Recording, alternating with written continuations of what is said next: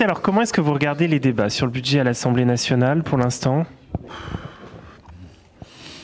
Chaotique, avec des votes qui sont des convergences de circonstances. Ce qui veut dire qu'il y a un certain nombre de décisions qui passent. Est-ce que, au final, ça fait un vote pour les recettes le 4 novembre? Je n'en suis pas sûr, parce qu'en réalité, chacun obtient un avantage, mais se fait battre sur autre chose. Donc, à l'arrivée, est-ce que les uns les autres vont pas se dire, ah ben, il nous manque ci, il nous manque ça, donc on vote pas? Je ne sais pas. Je vois bien que le gouvernement fait ce qu'il peut pour pas avoir d'ennui avec le groupe socialiste, mais il peut pas non plus braquer complètement les Républicains ou le Bloc central.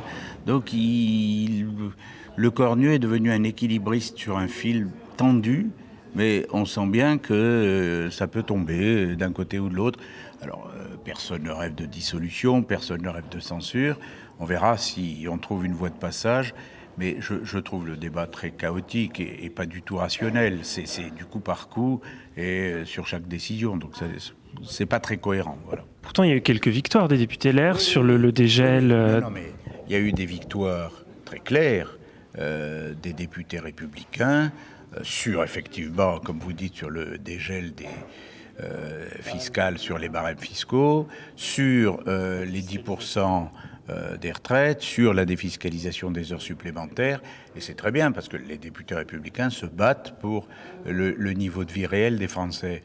Mais d'un autre côté, comme il faut faire quand même quelques cadeaux au PS, qu'est-ce qui va arriver de la taxe Zuckman ou de la taxe Zuckman allégée, comme on dit? Quand on dit allégée, d'ailleurs, je suis assez surpris parce que elle va concerner les gens qui ont plus de 10 millions et à 3% au lieu des 100 millions et 2%. C'est-à-dire qu'en réalité, elle va être plus lourde que la taxe Zuckman elle-même. Donc je ne sais pas comment tout ça peut se conclure. Il y a les menaces d'Olivier Faure sur le thème si d'ici la fin de la semaine on n'obtient pas des succès, on n'hésitera pas à faire tomber le gouvernement. Moi je l'ai dit dès le début, ils commencent par la réforme des retraites et après ils vont faire sauter à la corde le gouvernement pour obtenir des choses que nous ne pourrons pas accepter. Alors comment ça va se passer? Pour le moment, le gouvernement tient. Pour le moment, on va voir ce qui va se passer sur le vote des recettes. Si le vote des recettes passe, ensuite, bon an, mal an, on ira au bout. Mais bon, il faut que les recettes passent. Et il n'y a pas de 49-3. Alors justement, pour vous, c'était toujours une bonne idée de quitter le gouvernement pour les LR? Oui, parce qu'on voit bien dans ce qui se passe, les députés républicains font leur job et obtiennent des avancées non négligeables, et c'est bien.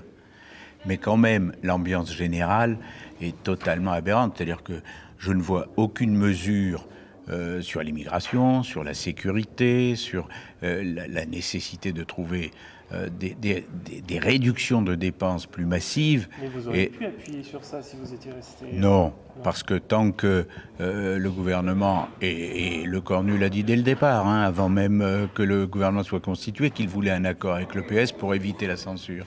Donc, tant que vous êtes sous la menace d'une censure avec un groupe qui, par définition, n'a pas du tout les mêmes objectifs que vous, c'est très difficile de gouverner.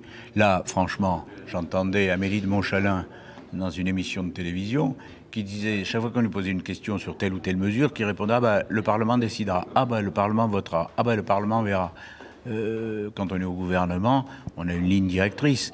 Le problème, c'est que comme le gouvernement veut subsister et survivre à lui-même, il n'a plus de ligne directrice. La ligne directrice, c'est d'éviter les vents mauvais de la dissolution, ce que je peux comprendre. Ça veut dire aussi, 149.3, que le curseur il a un peu bougé. Maintenant, on est du côté de l'Assemblée nationale. On a beaucoup dit que ça s'écrivait au Sénat ces 2 dernières années. C'est plus le cas maintenant? Alors, d'abord, avec la suppression du 49.3 réduit effectivement le rôle du Sénat, puisque par définition, il faut trouver un accord à l'Assemblée, sauf si ça veut dire que, par exemple, imaginons qu'il n'y a pas de budget à l'Assemblée. Ils votent contre les recettes, donc il n'y a pas de débat sur les dépenses, ça vient au Sénat. Le Sénat fait sa copie. On renvoie. L'Assemblée peut à nouveau ne pas voter de budget. Ça revient au Sénat. Puis commission mixte paritaire. Et puis, même s'il n'y a pas d'accord en commission mixte paritaire, 3e lecture. Sauf que je rappelle aux députés, ce qu'ils semblent avoir tous oublié, qu'en 3e lecture, il n'y a que le gouvernement qui peut amender.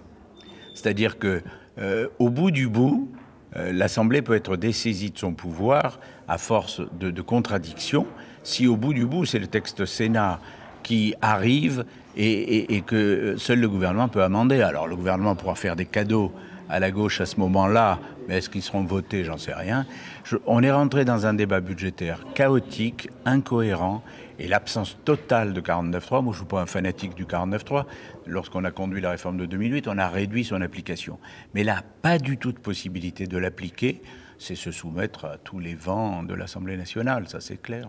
Dans une Assemblée tellement dispersée qu'il n'y a pas de majorité. Et pour les LR, le moment est un peu passé. Là, comme vous n'êtes plus au gouvernement, ça va être un peu difficile. On voyait qu'il y avait une dynamique autour de Bruno Retailleau. Comment est-ce que vous voyez la suite là? Non, Bruno Retailleau revient au Sénat.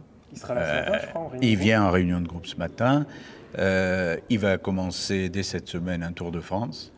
Et il va faire, j'allais dire, du Chirac, c'est-à-dire qu'il va éviter peut-être trop de prises de position nationales qui fatiguent d'ailleurs nos concitoyens et aller au contact direct des gens un peu partout en France, avec de vraies rencontres avec les acteurs économiques, avec la population, pas seulement les forces politiques, mais vraiment les Français. Et on verra bien dans quelques mois où on en est. En tout état de cause, j'appelle chacun à un peu de raison, parce qu'à l'allure où ça va, il faudra bien qu'on ait un candidat pour être au deuxième tour des présidentielles et c'est pas gagné. J'ai une toute dernière question. Il y a un sondage Odoxa qui est sorti. 8 Français sur 10 pensent qu'Emmanuel Macron est un mauvais président. C'est son plus mauvais score. Quel regard vous avez sur ça? Comment vous l'expliquez? Est-ce que j'ai un regard sur le sondage ou sur le président? Les deux. Sur les deux. Pendant le premier mandat, il y a eu quand même des choses de fait. Il ne faut pas le négliger. Et il y a eu un élan que je ne partageais pas, mais qui a existé au début. Je reconnais que le deuxième mandat est plutôt catastrophique. Mais parce que pas de majorité, et puis peut-être parce qu'un président trop autocentré, plutôt que cherchant un accord global. Mais je reconnais qu'avec une Assemblée nationale sans majorité, rien n'était facile. Moi, j'aurais préféré que le président préside et qu'il laisse le gouvernement gouverner. Ça aurait été plus simple pour Barnier, pour Bayrou, et ce serait probablement plus simple pour le Cornu. Mais d'un côté, le président dit « je veux présider, je ne me mêlerai plus », et puis tous les jours, il prend position sur des sujets intérieurs. Donc c'est très compliqué pour le gouvernement par rapport au président, et c'est très compliqué pour le président de se donner une stature quand il se mêle de tous les sujets intérieurs. Voilà, donc il reste 18 mois. Comme dirait Chirac à l'époque, c'est long.